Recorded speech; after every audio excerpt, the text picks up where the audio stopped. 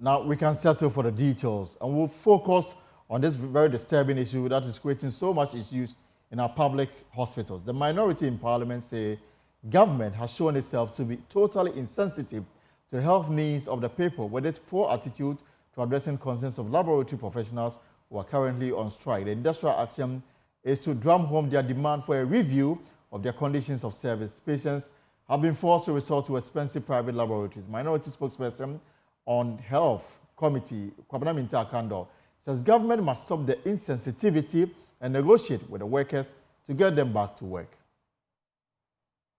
And the responsibility of this government has become legendary. And so I think that when it comes to matters of health, the government must move with alacrity because it borders on the lives of the people. I am not going into the merits and the demerits of why they are going on strike at the moment. But any reasonable government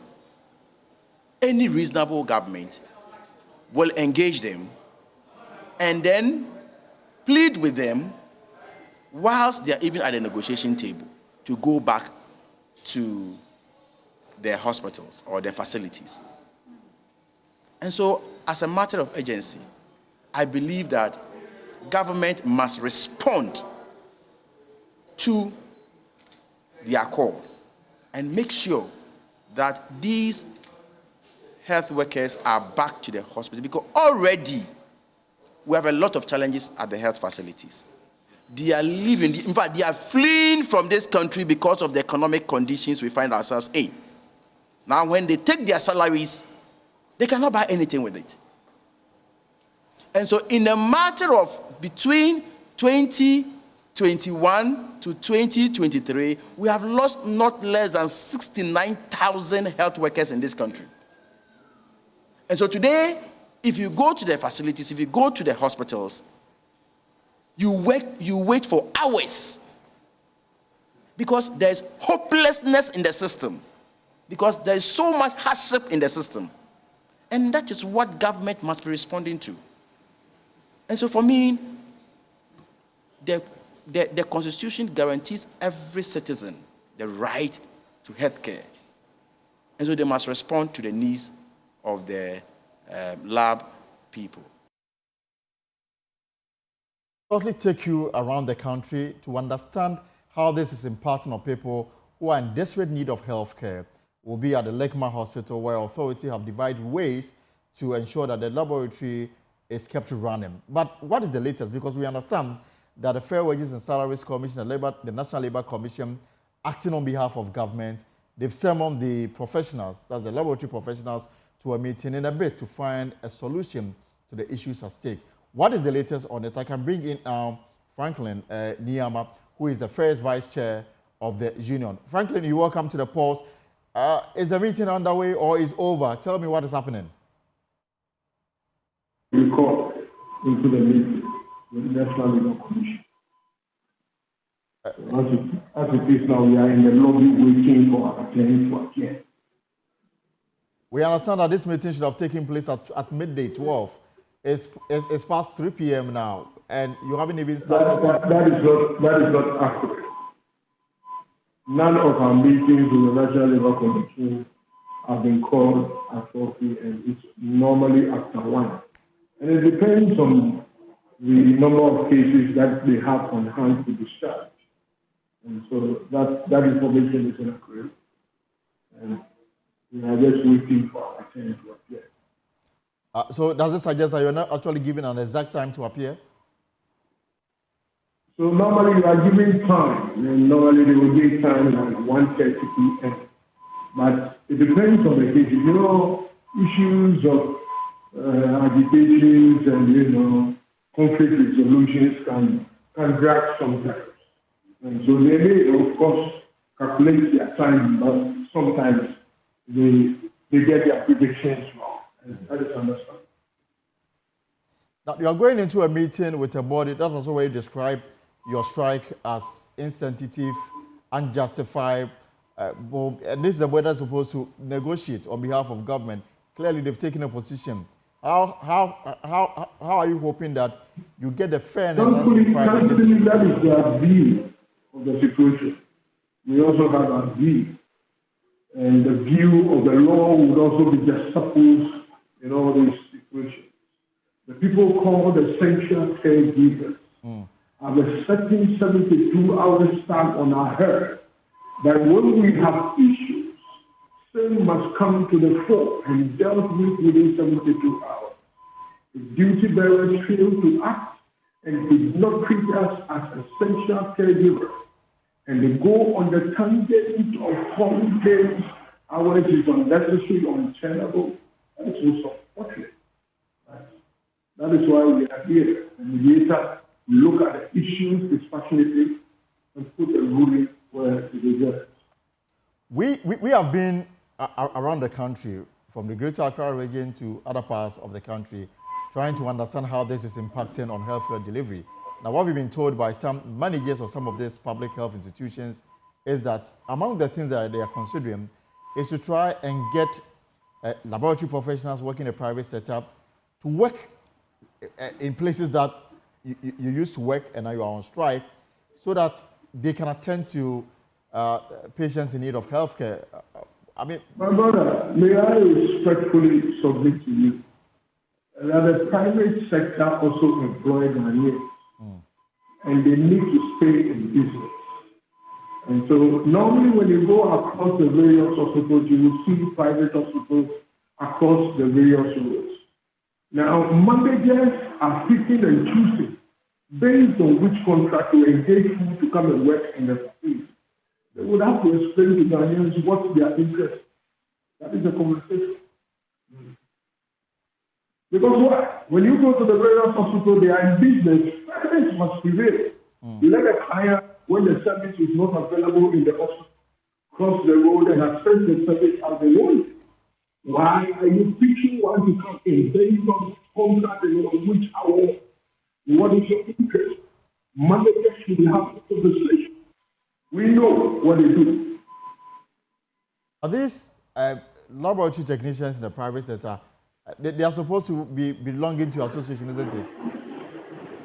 Well, so we belong to the same association, but you reckon that Melpwu is those affairs in the government sector and also the child institution.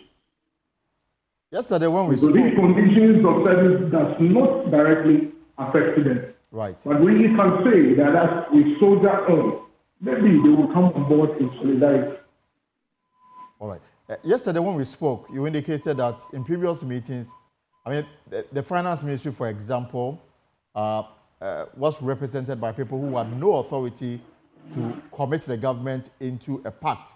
Is it your expectation that today's meeting you have everybody who is in a position of trust so that this discussion can move on faster and resolution achieved as early as possible? Well, in the lobby, I have cited some of the directors who were too busy to come to those meetings of our negotiation.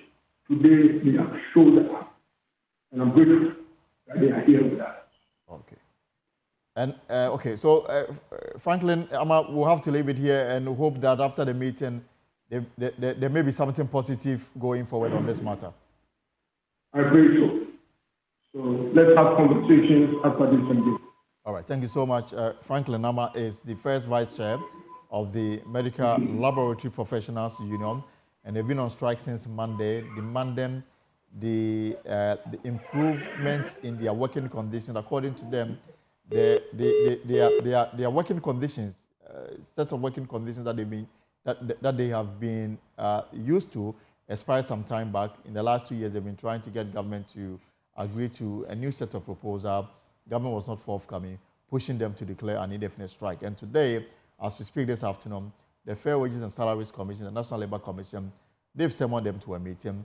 And as we heard him say, some reps from the Ministry of Finance are also at this meeting. When they are done, we'll go back and then bring you the latest on this matter, whether they will call off the strike or they will continue with it. But how is this impacting on those who are in need of quality healthcare? Now, patients visiting Lekma Hospital here in the Greater Accra region are forced to pay 3 times the normal fee for a lab test as the strike by the laboratory scientists enters its 4th day.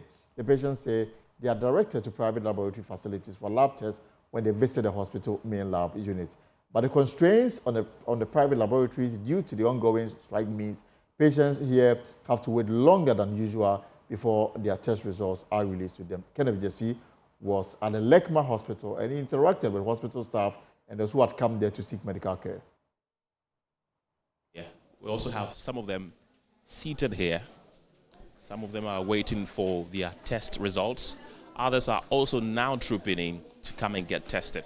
Now, they've raised a lot of concerns. One of them is how fast they get their results. Ordinarily, they would have gotten it the very day they did the test, but now they would have to wait for 24 hours or more to get their results.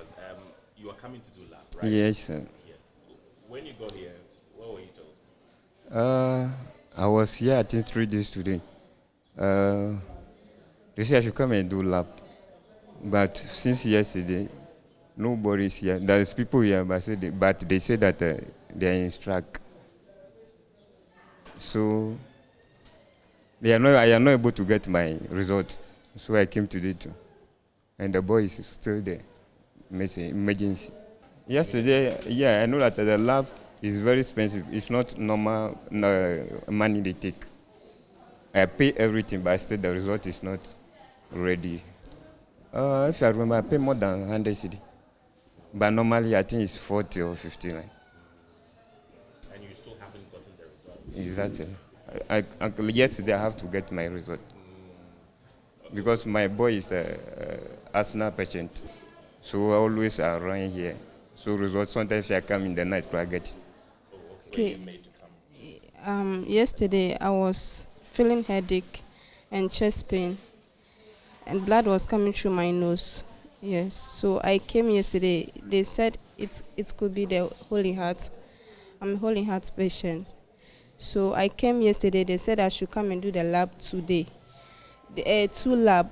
The other one was medical ward, and the other one, this one was the X-ray. The other one was the lab. Yes, so I came to do the lab. They said they are on strike. And the amount they gave me was 120 cedis. Yes, to do at the private laboratory. Yes, so that's it. Today is my first time here. Yeah, yesterday was my first time here. So this is the card they gave me because I didn't even know we would go to private laboratory. They just took us there, so I didn't know. And when we were going there, they told us they are on strike. Yes, that's why.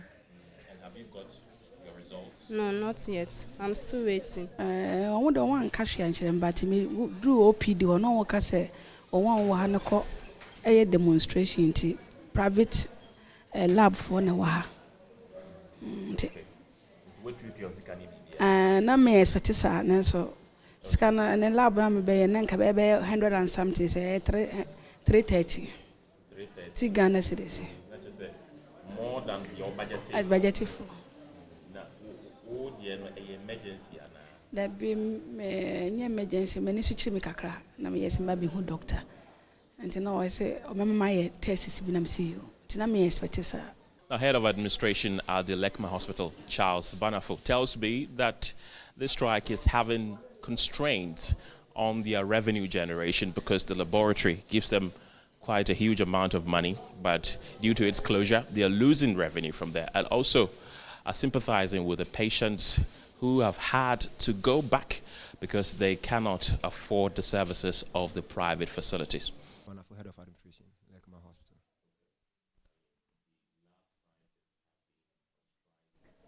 For the 4th day, consecutive day, they started on Monday. How is it impacting the hospital? Yeah, it's actually a problem. As you are aware, the hospital setup is made up of a team of professionals. And in a team, if the defenders are not there, it's not a team. If the goalkeeper is not there, it's not a team.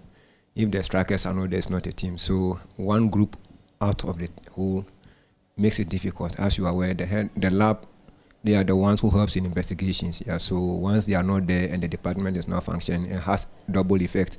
One, getting access to investigation to be able to take clinical decisions, and 2, also their generation also affect the revenue of the institution. Yeah, so it's something that is a setback that has to be sorted as soon as possible. I mean, inside of the hospital. Is it affecting you in any way? Yes, it does.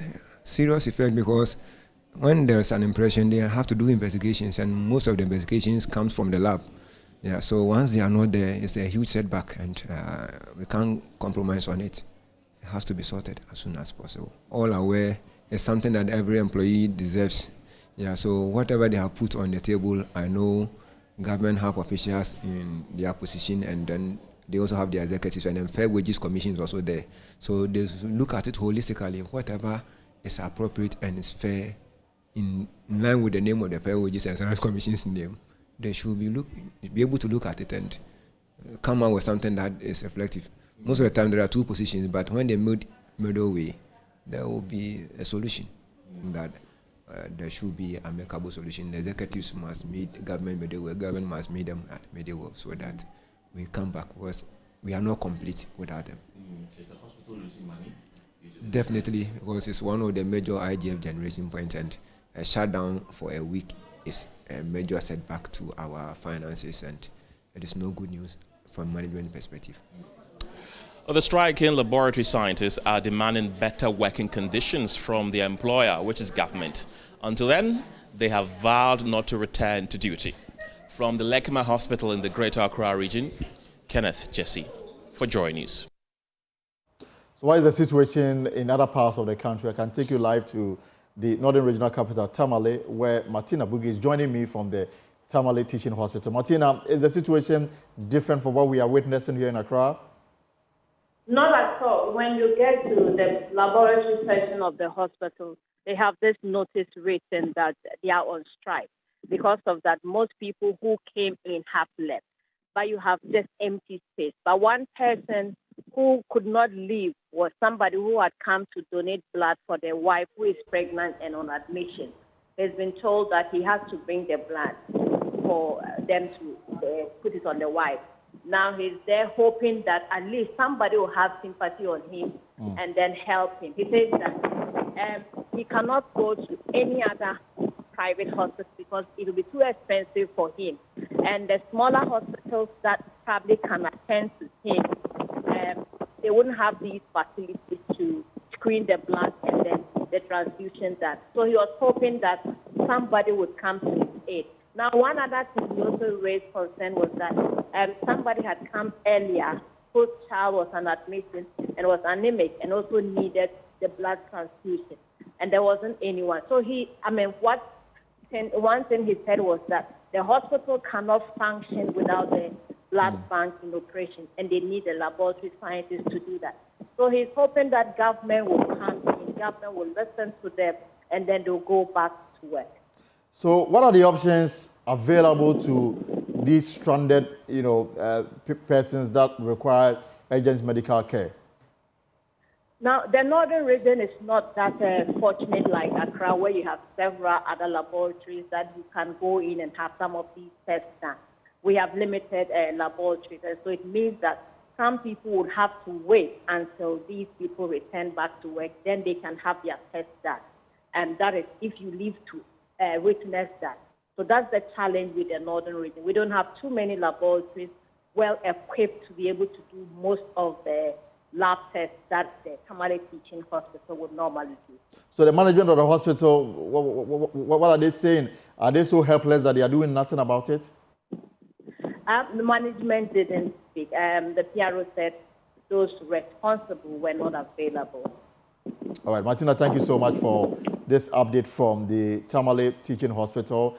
Now, let me take you to Parliament, because early on today, the minority side held a news conference addressed by the ranking member on the Health Committee, Kwabena Minka Akando, where they described what is happening as clear case of government not showing so much sensitivity to the matters at hand.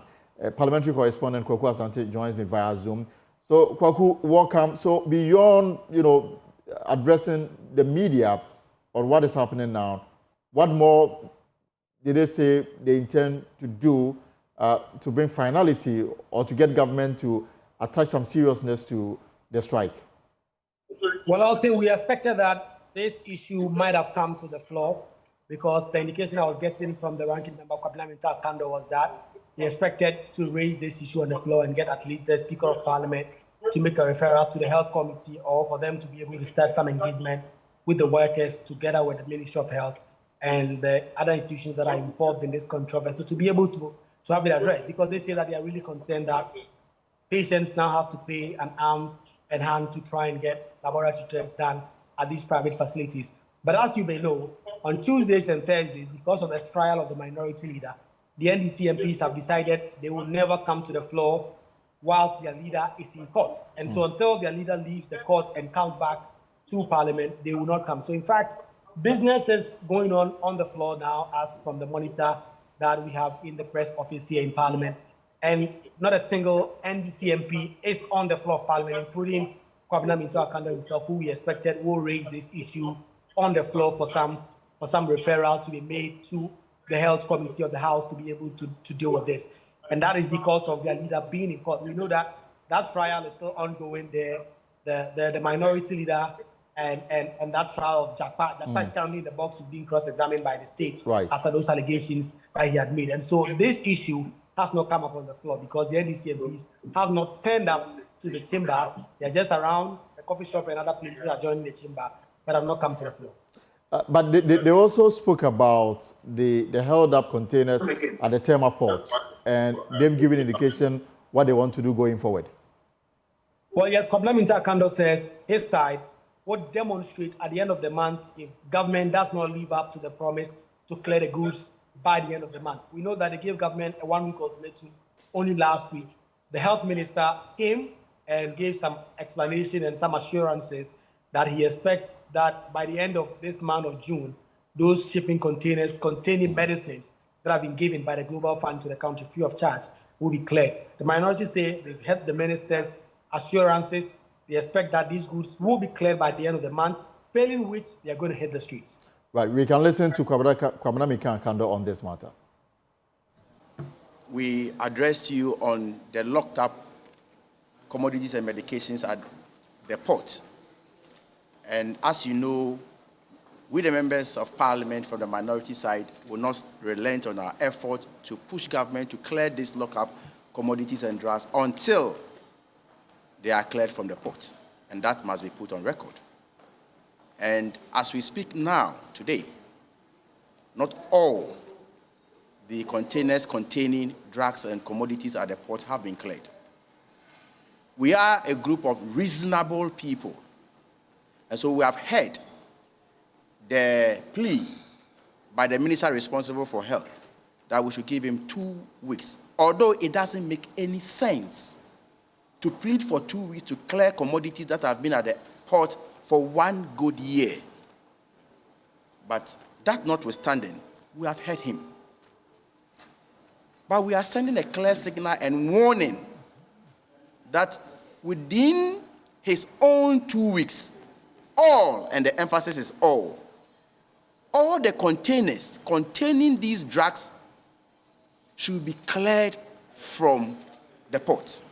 Not some, as they have been doing, that they'll go and clear few containers and they'll go to sleep. We will not countenance that. Failure to do so will be left with no option than to hit the streets. So that's the latest position of the minority on the held up containers containing some, drugs gifted to Ghana by the Global Fund. So in the absence of the minority, what business is the House considering? The House is currently considering a number of bills, particularly this bill that is coming from the Works and Housing Ministry. The minister himself, Francis Asante, is on the floor leading the House to consider this. And in fact, per my count, by the time I left the chamber about 5 minutes ago, there were 16 NPP MPs. That is far below the quorum number that allows Parliament to work. But Elton, as you may know, the way Parliament works, if no one is on the floor to raise an issue of quorum for it to go on the record, for the Speaker to direct that the bells be rung and all that, that really won't count. And so the House is currently proceeding in dealing with this bill. There are a number of questions, most of which are standing in the name of the NDC MPs, but they've not gone to those issues yet. The House is dealing with this bill that is coming in from the Western Housing Ministry first, before they can go on, and then the Roads Ministry, in fact, as you say, having to do with the road fund and all that. And so that is the situation now in Parliament. The House is progressing to deal with these bills and other business despite the minority MPs absence. I've spoken with a number of minority MPs, including James Grucha, who are fighting back the claims that they are trying to sabotage government business. They say that they are standing by their colleague who they believe the court should be able to release him, given that he's the minority leader in the House, to be able to come to the floor and work and do his responsibilities. In fact, one NDC MP for Kintampo telling me that the court can actually set a trial for Mondays when Parliament is not expected to sit. And so that is the hard stance the NDC MPs have taken. And since last week, on Tuesdays and Thursdays, the House is really not doing much, sitting very late, because the NDC MPs simply will not come to the floor to work. My final question will be, I mean, this is a majority side that wants to do business. In fact, they have a lot of business that they want to do. In time past, they've complained about the attitude of the minority side in dealing with government business on the floor. Now, if you consider their number, 137 plus an independent candidate, 138, that put them in a position to do whatever they want to do in the absence of the minority. Yet, even they themselves are not available to do what government expects of them. Well, exactly, Elton. In fact, whenever both sides are on the floor, the minority are actually in the majority. And in fact, the number of NDC MPs I've seen at a coffee shop and around the precincts of Parliament far more than the NDP MPs. And if they were to come to the floor now, there will be more than the NDP MPs. And that's a big question that we've been trying to put to the majority leadership in particular. You have the majority. Whenever the push comes to shove and you want to use your numbers to get things through, we are able to do so. And approval of the ministerial nominees at the emergency sitting, they're able to do so. So why are you not able to bring your numbers to the floor to do business? For instance, there is this crucial issue of tax waivers that the majority themselves have spoken about in terms of how it is impacting the economy. They have not attended to it at all since Parliament resumed. And one would have thought, I mean, in terms of strategy, if your colleagues, the guys who are opposing this, are not coming to the floor, this is the time that you get your numbers 138, which is enough quorum to take any decision of a sort in the House, except to remove the Speaker of Parliament, of course, to be able to do this. But they themselves are not turning up in quite a number, because, in fact, if you look at the floor now, there are only 16 NPP MPs. That is far below the current number even needed to start proceedings, and the current number needed to do a number of votes. So those are questions that we've been struggling to get answers from in terms of majority leadership. What the strategy is to be able to get their numbers on the floor to separate government business through, even if the NDC colleagues decide that it will not happen. Thank you very much. And of course, the reason why the minority NDC MPs are not on the floor is because they are solidarizing with their leader, Dr. Kesel Atoforsen, who is in court because the ambulance trial is ongoing. And of course, the state prosecutors, they are cross-examining Rachel Jaquab, the third accused in this matter. We will bring you the very latest. When the cross-examination is done, we'll speak to our correspondent who is in court.